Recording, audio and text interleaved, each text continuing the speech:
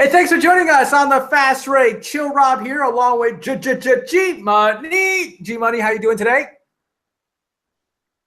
Just swell. Well, G-Money, we, of course, are here to talk about Derek Jeter retirement day. And oops, honest mistake.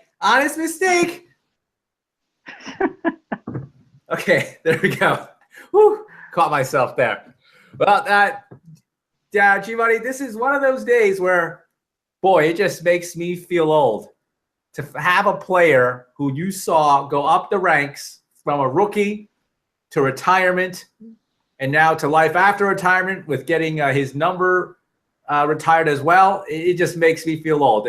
Derek Jeter, somehow he's 42 years old now.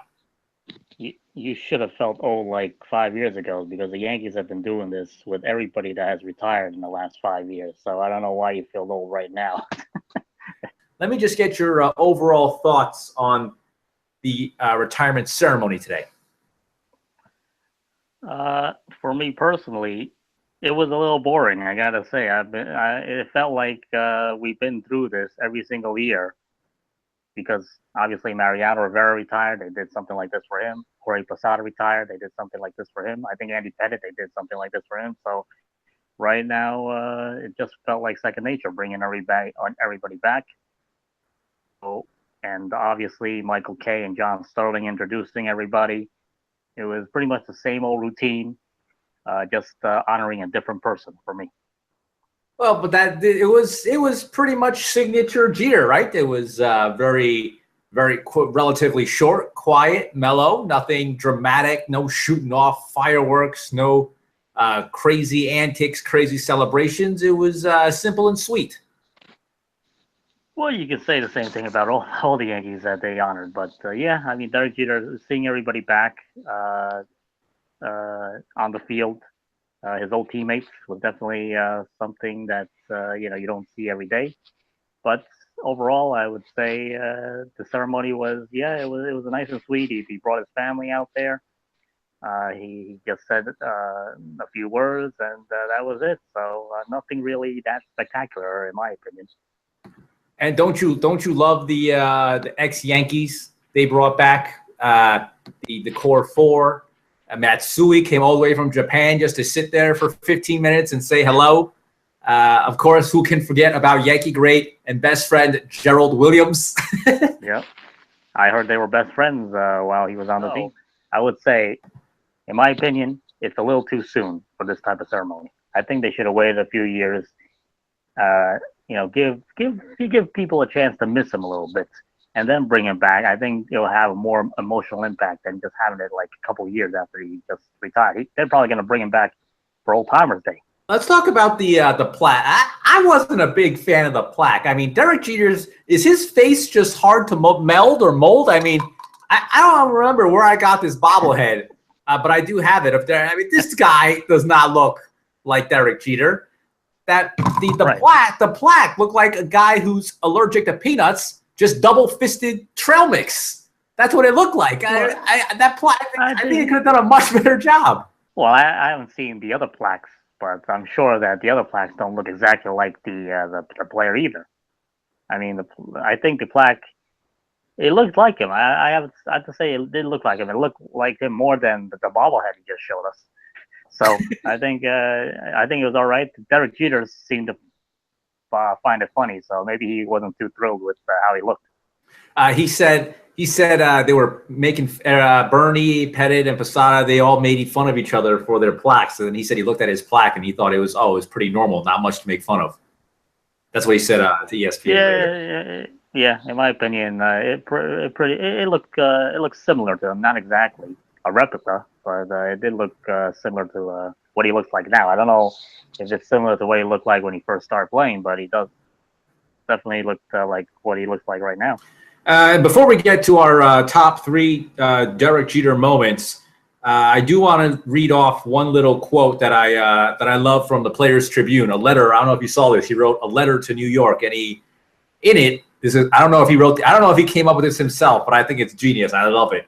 It says, quote, "Everyone comes to this city with dreams of being number one. You showed me that being number two was more than enough." I like that quote. Yeah, I don't know if he wrote it, but it definitely rang true. So, what's your sort of big lasting impression of El Capitan? 5 World Series, 14 All-Star appearances. He's 6th all-time in hits. His number 2 retired at Monument Park, right in between Babe Ruth at number 1, Billy Martin at number 3. I feel like they just don't make athletes like Derek Jeter anymore. That quiet confidence. Nowadays, everyone has to be shooting off at the media, shooting off on social media. And of course, he grew up in a time that's much different than today. No real social media when he came up in the late 90s. No TMZ, no cell phones taking pictures of you everywhere. So what was your lasting impression of number 2? Well, he's the humbled superstar, like you said. The similar superstar I like to compare him to is Tim Duncan. He's the the quiet. He goes about his business. He wins. He doesn't show off. I mean, that's the type of superstar you want, and he's a lot better than Tim Duncan in my opinion, because Tim Duncan had to do it in San Antonio. Derek Jeter had to do it in New York, where you can't hide anywhere. Well, I mean, Tim Duncan is maybe the best power forward of all time. I don't think anyone would say Derek Jeter is the best shortstop of all time. But he can hide in his little city of San Antonio. Derek Jeter, why are you taking shots at San Antonio? I'm just saying it's easier to hide in San Antonio than it is in New York City. New York City, the media is all here gathered, the media of the world, especially since the Yankees have a lot of international players coming through there from Japan. So he's got the whole media world right next door. So he's got he's got the spotlight. So Derek Jeter has a much tougher time, but he definitely dealt with it with grace, with humility, and the most important thing is he came through when it counted in the clutch. And I think that's the big thing. I mean, when you look at Derek Jeter, he didn't have the strongest arm. He didn't have Omar Vizquel hands or Omar Vizquel gloves. He got a lot of hits, but he didn't have a lot of power. I think there were a couple seasons where he hit 350 and above, but he's not like a career 330 hitter. I don't think he's a 300 hitter. He's 310, which I think is respectable. But my point is he's not super elite at any one thing. But when you put it all together and his ability to come up big often enough when the moments actually mattered, he sort of separated himself from the pack. That and he was always about winning. And he was a team player. And there was a little thing with A-Rod, but other than that, but he wasn't Carmelo Anthony. Is I guess what I'm trying to say. All right? He's not getting upset at the coach for how he's being played and stuff like that. He let his play do the talking, which is the best kind of leader. And you got your loud leaders and you got your quiet leaders. And Jeter was definitely a quiet leader, and he led very effectively. All right, so let's kick things off. Our top or favorite 3 Derek Jeter moments. Why don't you start off, G-Money, with your number 3 moment? My number 3 moment goes back to October 9th, 1996. The Yankees against the Orioles, and I believe the ALCS, if I remember correctly, American League Championship Series. It was the 8th inning, bottom of the 8th inning. The Yankees are trailing 4-3, and Derek Jeter hits a fly ball.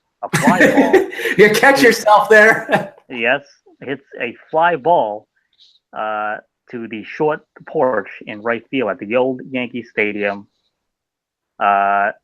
It looked like the ball was going to be short of the wall, but apparently some kid named Jeffrey Mayer reached over and took the ball into the stands. It was ruled a home run, and the Yankees tied it up 4-4, and they end up going to win the game on a Bernie Williams walk-off home run in the 11th inning of that game. So that was a big game, and that was a big moment. And Jeffrey Mayer was famous for a few days after that. And of course, Derek Jeter was just a rookie then. I think I was looking at it now. He hit 361 as a rookie in the 1996 postseason. Interesting enough, that was his only homer of the 96 playoffs, and I use homer in quotes. Well, yeah. So, I mean, that was batting 361 is nothing to laugh at, but it did. I mean, that was a big moment in Yankee history, and it definitely helped the Yankees win that series. Even though they won the series 4-1, though. All right, I'm gonna get creative with my number 3 moment. My number 3 favorite Derek Jeter moment is when he and the boss showed up in a commercial together. It was a Visa commercial, G-Money. I don't know if you remember. People forget because, he was able to stay so drama-free for the most part. But there was a period in time when he was in the papers for partying too much. He's loud. He's celebrating here. He's celebrating there. But one big difference, unlike Matt Harvey, he showed up for work the next day and he won. So I guess that sort of helped his cause a lot. But George Steinbrenner spoke out and said he questioned Derek Jeter's commitment to baseball. He's out partying, dancing too much. And Jeter came back because the media, of course, asked him about it. And he said, hey, it's okay if the boss wants to criticize me on the field, but I don't appreciate it when he's calling out my work ethic.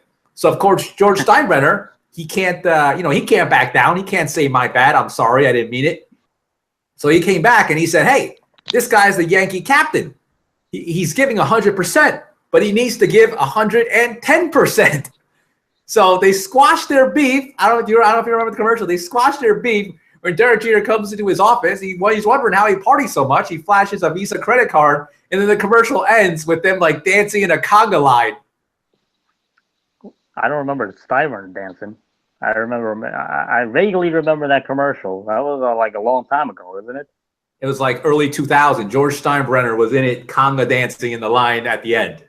Well, it was Jeter, a bunch of girls, and then George Steinbrenner just going like in circles. I thought it was like Derek Jeter, pretty plain. It was great. The conga line and everything. Can you imagine if Carmelo Anthony and Phil Jackson did one together? Let's be honest. Neither George Steinbrenner or Derek Jeter are very good actors.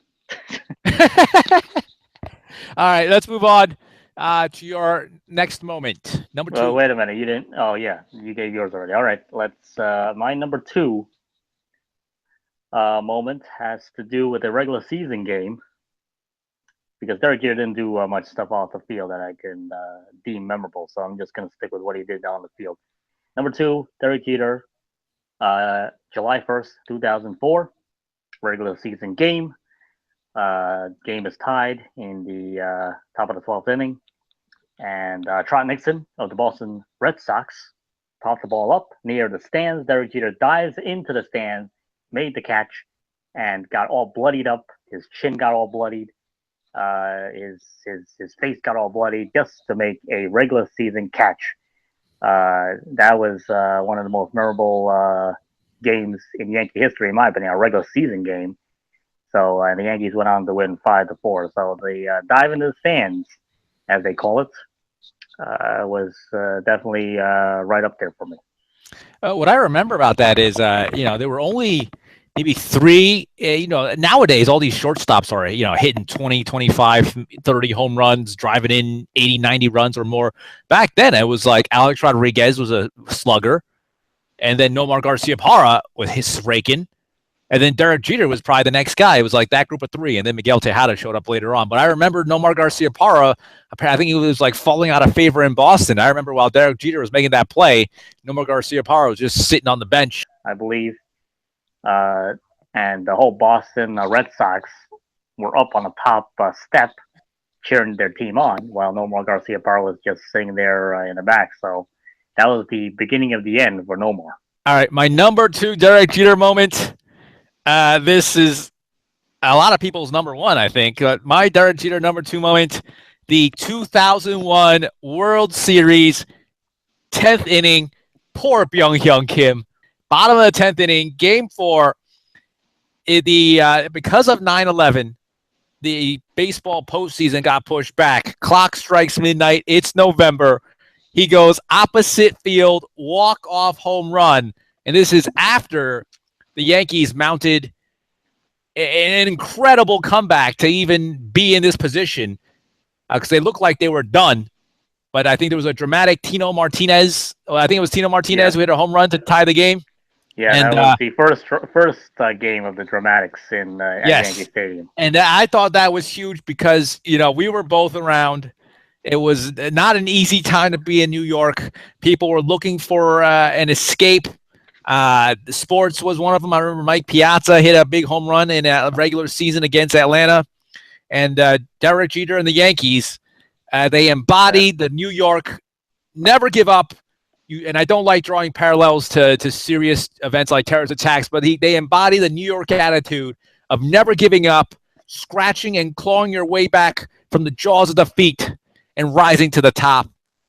And for a long time during that series, during that series, I thought, boy, this is the team of destiny.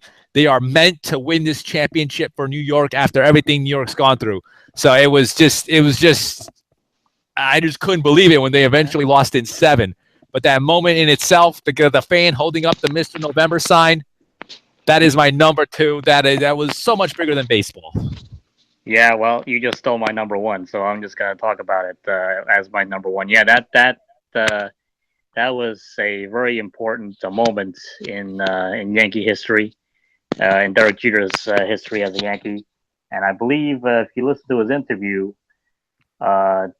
today with, I believe it was Jack Curry who did it on the Yes Network, he did mention that one game that he wished turned out differently was the Game 7 against the Arizona Diamondbacks in that series, because of what happened on 9/11. Everybody wanted New York to win, and it was very disappointing when they lost. But they did show somebody up there was shining down on them, at least for 2 or 3 of those games, because I believe the Yankees in that series were down.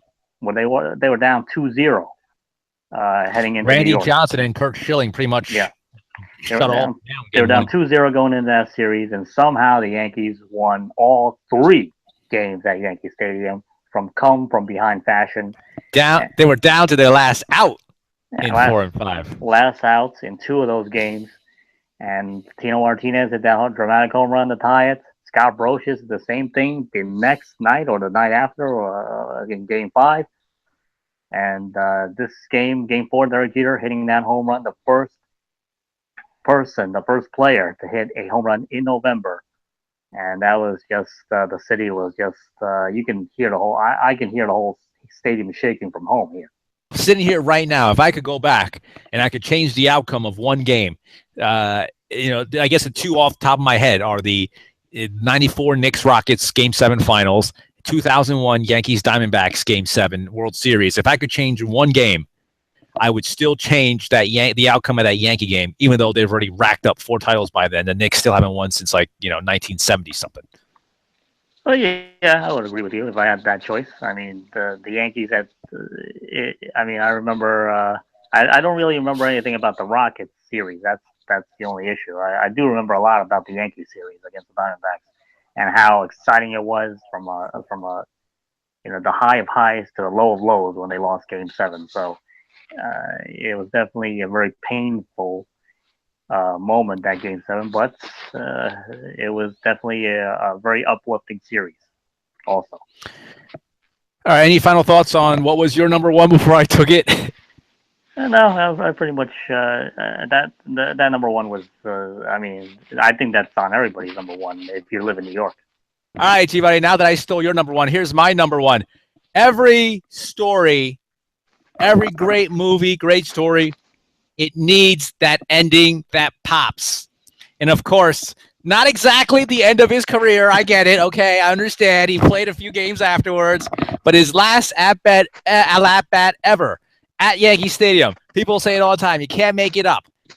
Dave Robertson should have shut him down. Everyone should have gone home happy. All right, last game for Derek Jeter at Yankee Stadium. He walks away with a W, but instead Dave Robertson, and it's not like he gives up a solo shot or anything. The Yankees up by 3 runs. He gives up 3 runs. Derek Jeter comes up, bottom of the 9th inning, and wouldn't you know it, opposite field, game-winning RBI single. Some guy named Richardson, I still can't remember his first name for my life, rounds thirds, slides home safe, and Jeter jumps up. The Yankees win! The Yankees win! All right. You want me to comment on that, or we can Well, yeah. I mean, this had to be somewhere on your radar.